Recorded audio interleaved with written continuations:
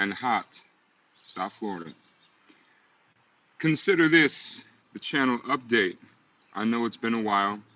I know it's been, you know, what, 5, 6 months, but listen, I've been busy. I did a Christmas tour, with Leslie Odom Jr. We did 20 cities. Got to play a lot of piano. Um, Went to NAM, tapped in with some my fellow Hammond peeps, and shout out to Lynette Williams, Rodney East, and others. Yeah, and life also happened, and but we're back. We are back. We are back. I'm drinking colada right here. It's my second one. It'll put hair on your chest, even if you don't have any. But listen, I just wanted to talk to you about music, about piano, about how to practice, without your instrument. How to practice without your instrument. That's very important. I was with a student yesterday, and we were talking about, practice techniques and why going fast will ultimately lead to slow growth, and how going really slow in the beginning will lead to exponential growth. Excuse me. I'm doing this with no edits. So, with that being said, it's important for us to always be in a state of practice, slow and intentionally. Um, so let me give you this. Let me give you this. The single most important skill you can have as a musician, as a pianist, especially, is having a strong ear. Ear training. You always got to be working on your ear. Okay, and why? Why is that important? Why do you have to keep doing this? Well, because when it comes to improvisation, let's say, I'll give this first example. When it comes to improvisation, there are things perhaps that you want to invent on the fly that you haven't practiced before, that you haven't tried to play before, and therefore, you need to be able to hear it pretty loud in your head. And you need to, we need to be as familiar with the intervals as possible. This is going to allow you to improvise in real time. So, um, the other thing is when it comes to harmony, creating harmony on the piano. It's there's so much to say. There's so much to say about ear training, about being able to recognize intervals and being able to dissect and being able to problem solve on the fly. As accompanists, we got to problem solve. So having a really strong ear is very important. So that being said, let's work on our ear. This is how we practice away from the piano. When you're listening to a piece of music, um, you want to get to a point where you're able to dissect it. You're able to hear the root movement. You're able to hear the inner voice movement. You're able to hear the melody, the intervals that the melody is using. So we always got to work on our ear. The second thing, how to practice away from the piano, that is, memorizing hand position. What does that mean? Well, for example, if you come across a new chord that you love, a new sound that you love, memorize the shape in your hand. Like, for example, I bet if I put this on a C, it'll be C, D, G.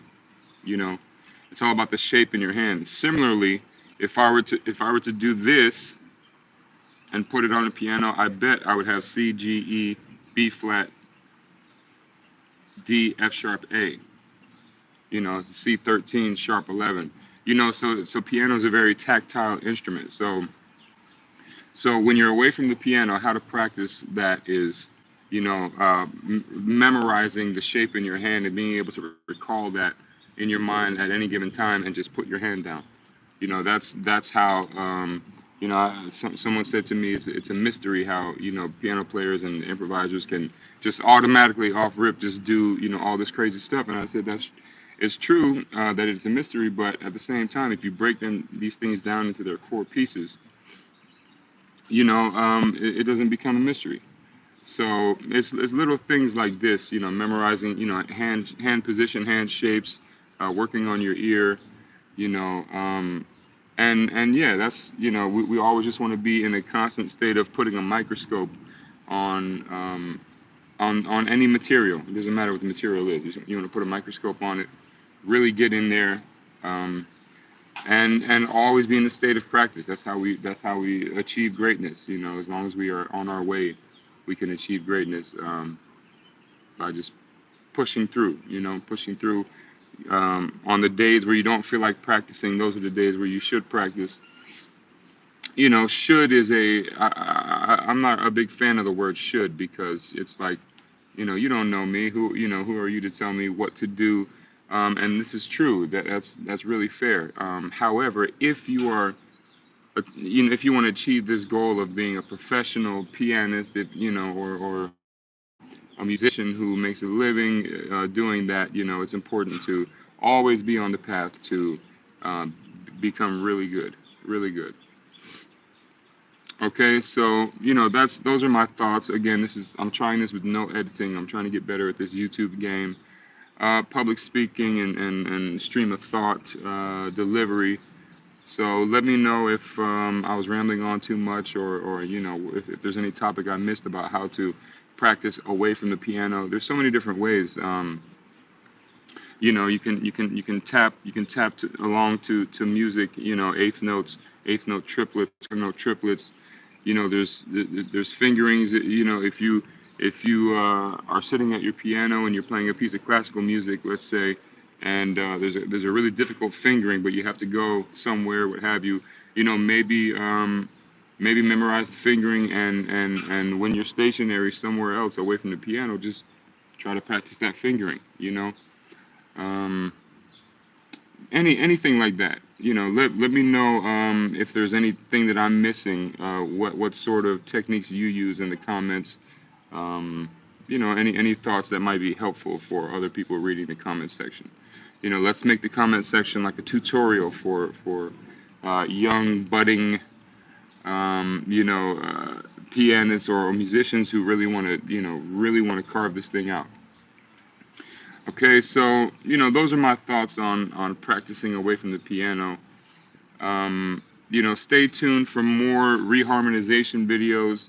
I got some Barry Harris videos coming up, all about Barry Harris vocabulary and information, his major sixth diminished scale, and how it really transformed my playing, and composition, arranging, how to solo with your right hand, how to get chops.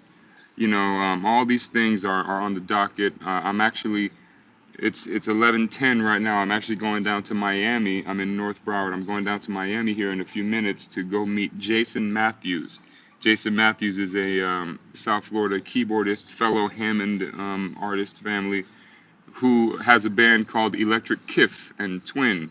And he's a really great player. But we're about to do a YouTube video on how to play Hammond organ and how not to play, or playing Rhodes versus organ. So stay tuned for that. I'll let you know when it drops. And listen, keep practicing. It's 11:11. Let's go on that note. Subscribe if you haven't already. We'll see y'all later.